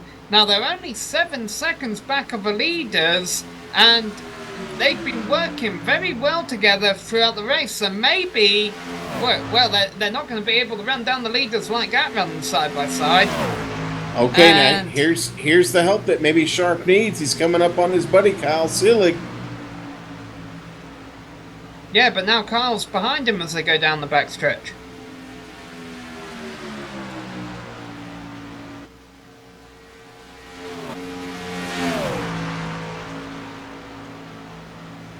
Yes. So, and it looks like someone didn't have their stuff on live there for just a moment. I apologize for that, everybody. Johnny Thomas has retired from the race. He is the first official retirement. Yeah, this is maybe it's because of the incident a couple laps ago between Johnny Thomas and Kyle Selig. Kyle says, "Hey, I've lost my aerodynamic advantage, so I'll go behind you here, Tanner, and I'll push you and see if I can help you run down the leaders here." But it's not working right now. They're still 9 seconds back. It's not fast enough. No, Tanner's only able to get to about 192 at the end of the straight there, and that's just not going to get it done, man. You got to be up near 205, 204 there to really make a difference, and it's just not working. This pack for fourth is fun to watch. Nate Lacombe continues to lead. There's a lap car on the outside of him. Derek Westwick, Nick Miller is making the high line work for himself. He's right, and actually up high goes Nate Lacombe now. It's getting really dicey here. We might still have a caution before the stint's over. This is the race right here. This is the one to watch right now. It's really the only one that's going on. And it is just madness right now. Very, very tense. Carlos Acosta was getting on the radio talking to someone.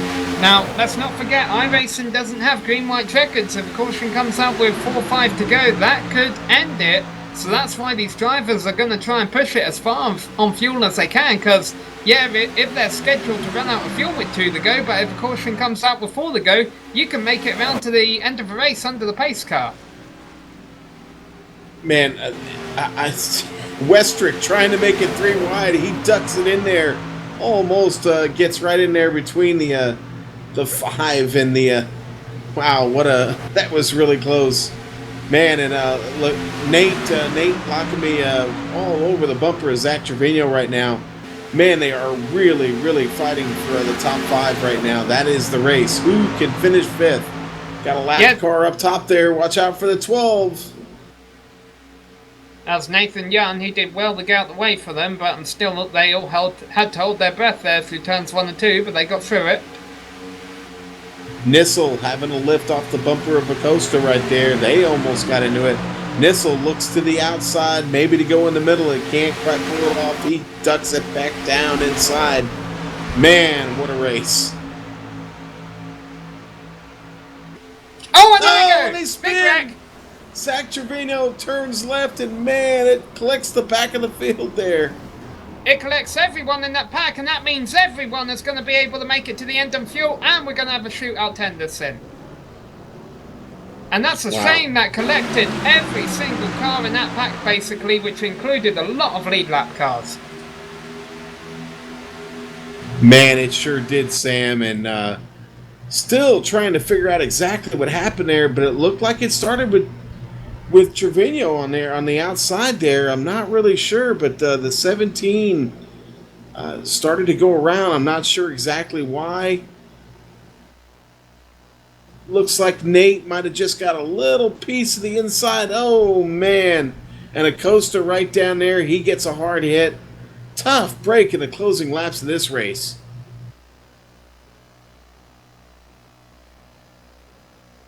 Absolutely, Noel. These drivers are probably going to have to come into the pits for repair. But as you saw, the 17 of Zach Trevino, a lead lap car, slid up high. Nate Lacombe tried to take advantage of it. And Zach just probably didn't expect that.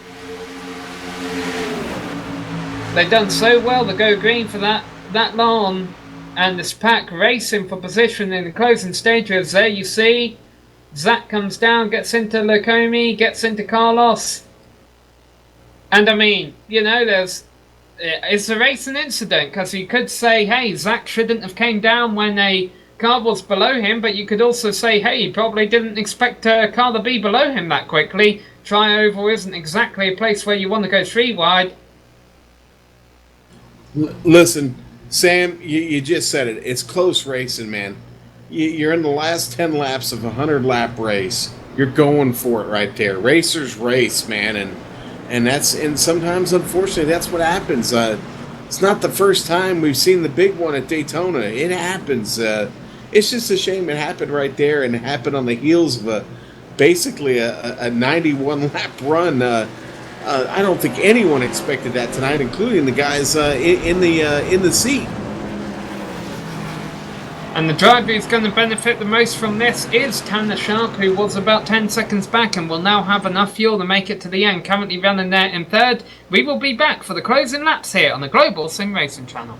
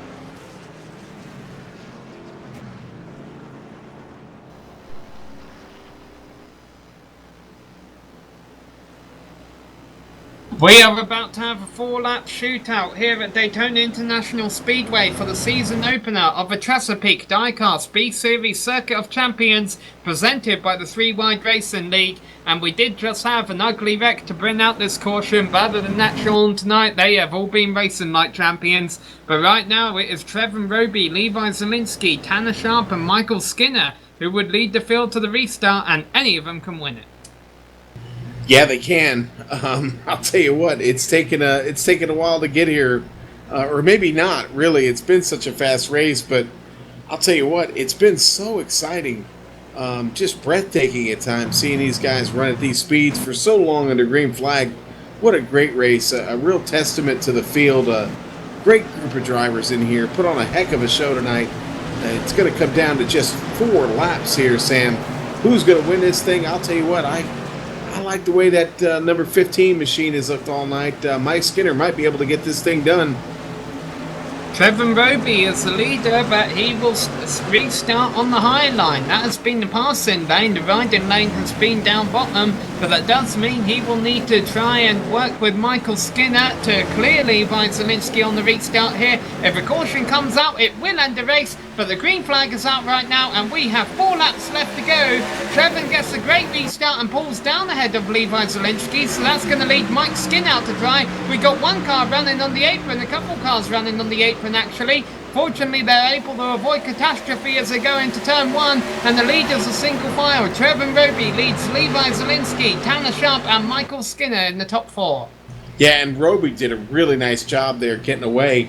Now he did it at the cost of Mike Skinner, but Mike Skinner was a little bit slow to get restarted there. He's actually even starting to lose a little bit of ground to Tanner Sharp right now.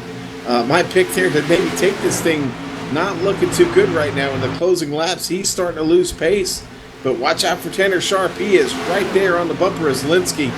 Man, we got a race going on here.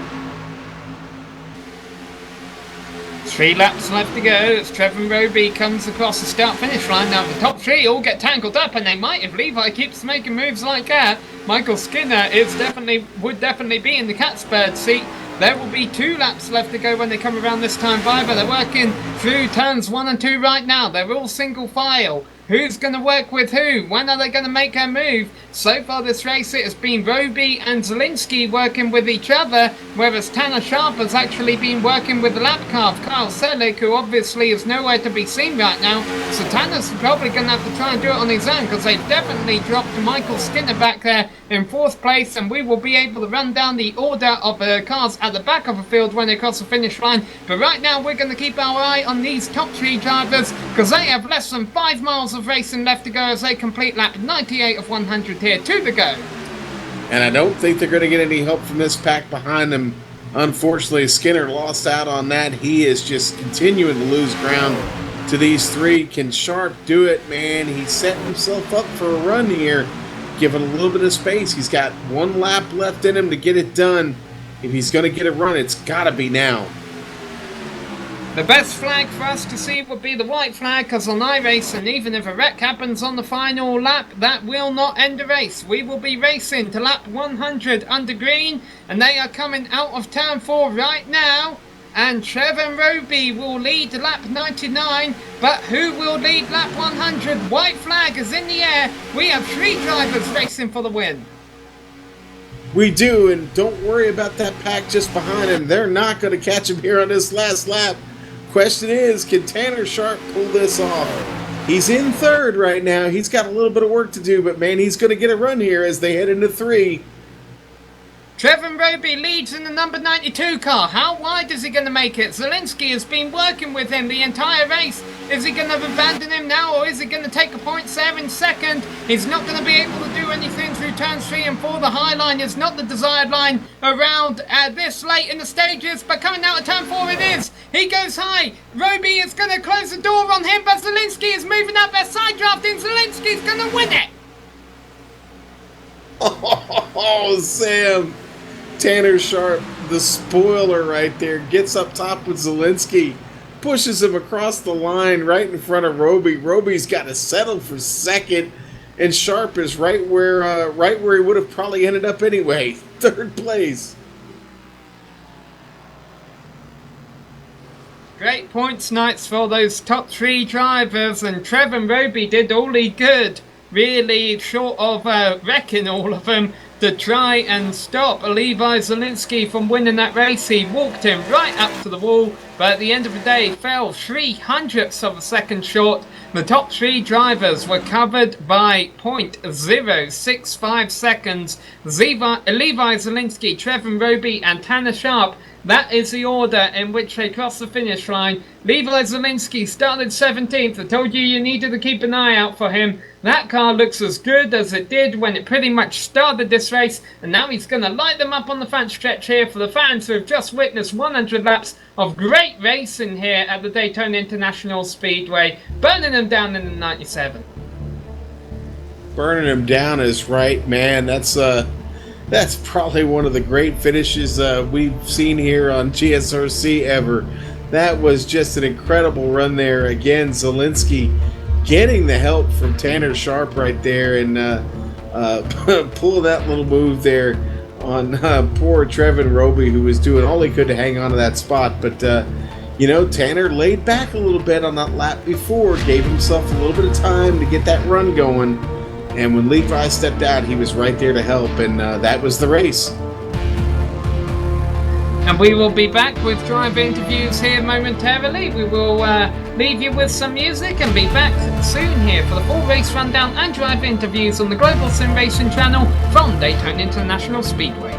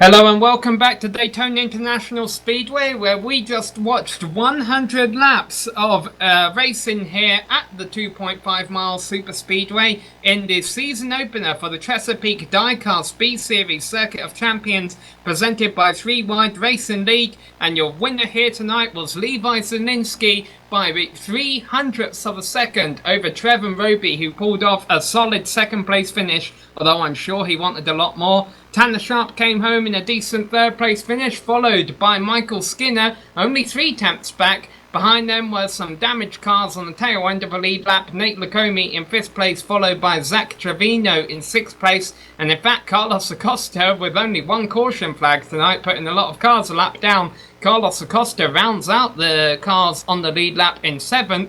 Rounding out the top 10 is Derek Westrick, Skylar Nissel, who was up front early in the race, but then things kind of fell apart for him later on. And then 2 laps down was Kyle Selig, was able to salvage a 10th place finish, Sean. Yeah, and Corey Lindsey brings the car home in 11th place tonight to number 90. Corey was up there running up front there for a while, had a little bit of bad luck tonight. Nick Miller brings it home in 12th, the number 9. Nick Miller 12th. Chris Nelson, another one of those cars that had a really good run going early, gets caught up in some trouble there in the pits, and Krista comes home 13th tonight, 4 laps down. Mike Stevens in a number 63, 14th place. Kevin Bickford in a number 55, he comes home 15th place tonight. Nathan Young in 16th. Patrick McCusker in 17th. Dylan Smith, 18th tonight. Nathan Velez, 13 laps down. The number 48 finishes 19th. Johnny Thomas finishes 20th tonight, 16 laps down. Richard Lafferty, tough break for him, man. The number 8 comes home in 21st tonight. And Paul Ross was an early victim.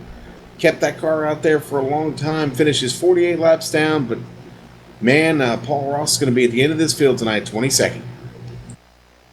And it's gone by midnight on the East Coast, but we still have some drivers sticking around to talk to us at the end of this sin, including our 3rd place finisher and coming off of back-to-back championships in this series, Tanner Sharp. And Tanner, 3rd place is a good way to start your championship run, but is there anything you could have done differently to have won this race at the end there? At the time sitting in the cockpit, no, but as I was pushing Levi, I seen the bottom open up real big, like at the last second, and I was already committed to pushing Levi. And once I seen it, I'm like, oh man! But I just stayed committed to Levi and just got what I got out of it. But that bottom opened up, man. I seen it right at the last second, and it was just too late. Well, it was certainly a solid run there to 3rd place. You were working with Kyle Selig for a lot of the race, one of the cars who actually finished 2 laps down in 10th position. He had a very fast car there and was certainly giving you a good run there. But then that final caution flew and you couldn't work with him in the closing stages. Now, were you thankful for that final caution? Were you going to be able to make it to fuel at the make it on fuel at the end there? I was just guessing on the fuel portion. When I was pushing, when Kyle was pushing me, it was about like right when my spotter said, "All right, 10 laps to go." That was when we were starting to gain on the leaders. We were gaining on a second a lap, and then the caution came out, and then I just wished Mike Skinner behind me would have had enough horsepower to work with me to push me against those 2 guys up there. But I just tried to stuck it out with that caution and just my neck out and just try to stay up front and get the best finish I can out of it. It was frustrating. I got a headache just from thinking about all that. We weren't, from the broadcast booth, we weren't expecting a 91 lap green flag run, were you? I was not. Talladega last week, during the Talladega Clash or Talladega Shootout, whatever you want to call it, Budweiser Shootout, we were 3 wide, 3 rows deep, and I ended up wrecking. And I thought we were at least going to have a few cautions tonight, but I was very surprised that we went green flag racing there, and Skyler, I was working with Skyler there, and the 17 of Zach, and I think it was Mike Skinner. The 4 of us had it all planned out. We were going to stick together to work it out, finish up front. And I guess some guy spent on pit road or Mr. Pitbox or whatever whatever happened there, and then I picked up the lap car, Kyle Selig, and he was quick enough for me to, to stick with the leaders. And I don't know what happened there either, but man, I guess it was just all luck tonight. Well, it certainly is not too shabby, a third place finish. I know you would have preferred to win, but I'm sure as the season goes on, you'll be this will help you out late in the year. Yeah, Daytona's just my Achilles heel. Ever since the inaugural season, I've had a lot of second place finishes. About 2 years ago, I ran out of gas with like a lap or two to go in the race, and last year I finished second, and I get a third here. Lead a lot of laps and just get snake bit. All right, well, we're going to let you go, and we'll see you around, Tanner. Hopefully we'll get to see more three-wide racing action later on in the season, and we wish you the best. Congratulations on third. Yep, before you guys go, thank you guys for broadcasting this race tonight. I'd like to thank Three Wide Racing, Chesapeake Diecast for the sponsor, Amp Energy, National Guard, Sharp Motorsports, Harpoon Designs for painting the paint schemes that we have. Thank you, everybody. All right, and that was our third place finisher, Tanner Sharp. And now our second place finisher, Trevin Roby, doesn't seem to be here, so Sean has caught up with our fourth place finisher, Michael Skinner. I sure have. Just caught up with Mike down here in the virtual pits of iRacing. Mike, what a run there, man. That last restart, though, it looks like it killed you just a little bit. You weren't able to get back to those guys. Yeah, we got a little damage earlier getting on pit road, but luckily those guys picked me up and we made a little bit of run. But I can't thank my Shake and Bake Motorsports team enough, and Nathan Young for painting me a killer Terry Labonte throwback there. Yeah, certainly. I made attention to that a couple of times. Really love the nod of the cap there to the great Terry Labonte and that Kellogg's Cornflake machine. Great run for you. I saw you pick up that damage. You got hit from behind there, getting into the pit, and really took some pretty significant damage there on the right side and the right rear. But you still had a pretty fast hot rod, man. You got to be happy with a fourth place finish. Oh yeah, before that caution we were looking at a ninth being lapped down, so that caution and coming in and getting some of that damage fixed was definitely a massive improvement. It was still a little slow, but if I could have picked up Derek and I think it was Dylan there a lap earlier, we would have had a shot at it, but I can't thank those guys enough, and like I said, my team, it was good work. You know, man, honestly, I think if you'd had one more lap, I think you'd have caught that group. You guys were coming quick. Finally got them to work with you there, but yeah, time just ran out. What a great race! 91 laps of green flag racing. Was that in your plan going into this thing tonight? Not really. We actually had a team plan.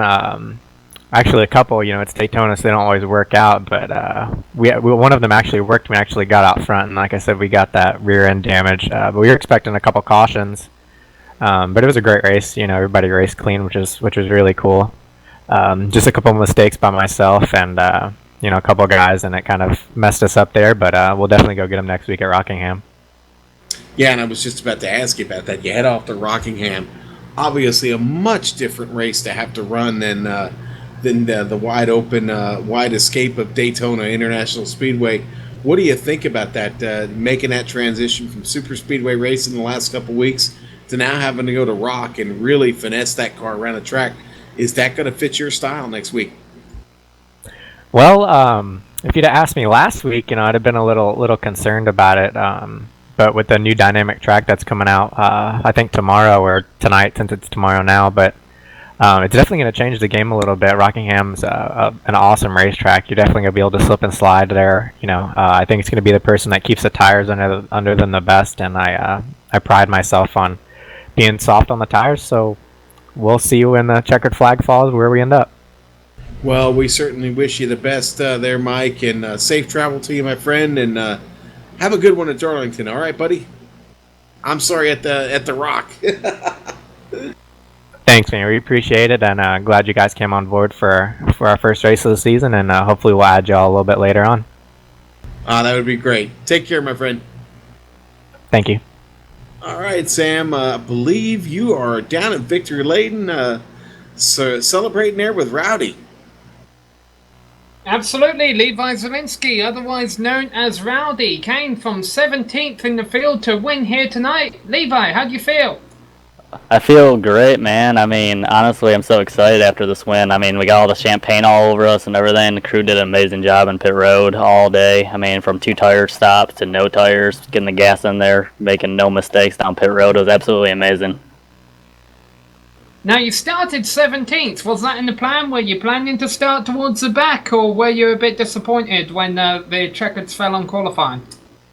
Samuel, you know me very often. I always start towards the front, so it was kind of a shocker. I mean, I was a little disappointed, but we didn't get out on the track right away with the big packs or anything, so we kind of had a hard time. So we just kind of fell where we fell, and we just decided to ride for the first pit stop. So that was kind of the game plan from there.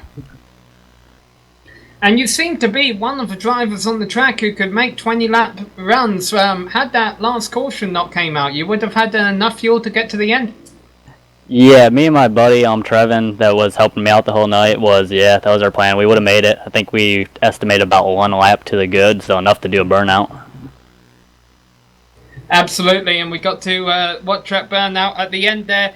You made that final move perfectly, coming out of a fourth corner. How confident were you coming out of turn 4 that you could take home a W? I was a little unsure. I mean, honestly, you don't know what happens when you make that move. I mean, that person behind you may not go with you. You just don't know. You may lose that momentum. But once I realized I got to his corner panel, I was pretty confident that we were going to make it. I was just hoping not to get wrecked by it. I mean, it was a great move. I mean, we did everything we could to win. Absolutely, and now you're going to be leading the championship heading into Rockingham next week. Do you think you can finally knock Tanner Sharp off of these back-to-back championship wins? I don't know. I mean, to be honest, Tanner's a great guy. Tanner runs very smart all the time. He's very, gets top 5s consistently. He's a very consistent driver. We're just looking here. We want to get in the top 5 in points. That's our main goal. The win races is the next thing. I mean, we're just going to look for consistency over the year, or over this year, or this season. If we do that, I believe we have a chance to win. I mean, I'd like to bring home that little trophy car.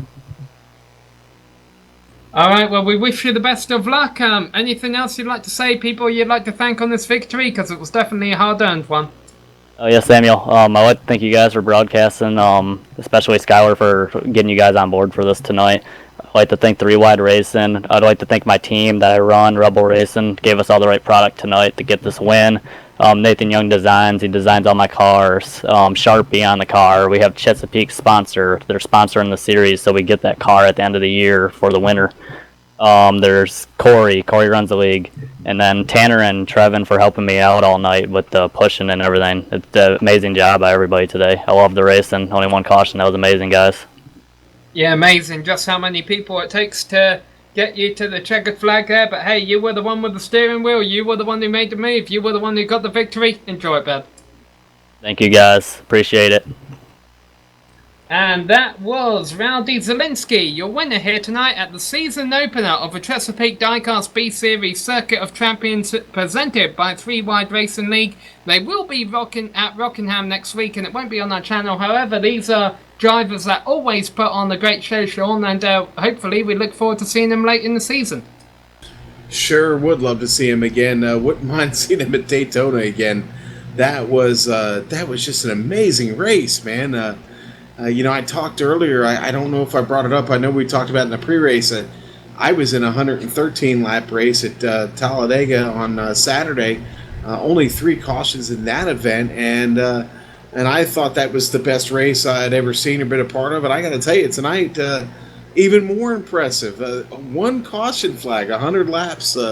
What a talented field of drivers, and hats off to them. I wish them all the best heading over to the Rock. That is an awful tough track, and tires will be a premium, and body work will be a premium as well. So everybody seems to get their piece of the Rock at one time or another, and man, that's a real classic. That's going to be an exciting one next week. Alright, well, we're about to hang up our mics for tonight, but before we do that, we've got a few people we would like to thank ourselves, including the organisers and the competitors in the Chesapeake Diecast B-Series Circuit of Champions, presented by the 3 Wide Racing League. For for coming here tonight and putting on a great show. We would also like to thank the makers of the various software and hardware that help make this stream possible: iRacing.com, Bevinger, XSplit, Audio Technica, and Ava Media. Thanks to the team today: Sean Ambrose, Joe Peak, and our camera guru, Dougie Beard. If you'd like to find out more about GSRC, you can find it at www.globalsimracingchannel.com, along with archived races and upcoming broadcasts. We're also on Twitter at GSR Channel and Facebook at facebook.com/globalsimracingchannel. We would also like to send a special thank you to Eric Ekholm and Casey Lalonde, who provide us with our music. You can buy Eric's music on iTunes and Spotify, and Casey's at caseylalonde.bandcamp.com. We will be getting set up again here on the Global Sim Racing channel on Wednesday night to bring you even more racing action with the American Sim Racing and the Champion Motorsport Series, so that's 2 races on the same night. And in fact, we have all of our upcoming races for our other series on screen, so be sure to check those out and mark them down on your calendar. But until next time, race clean, race hard, and we'll see you on the track.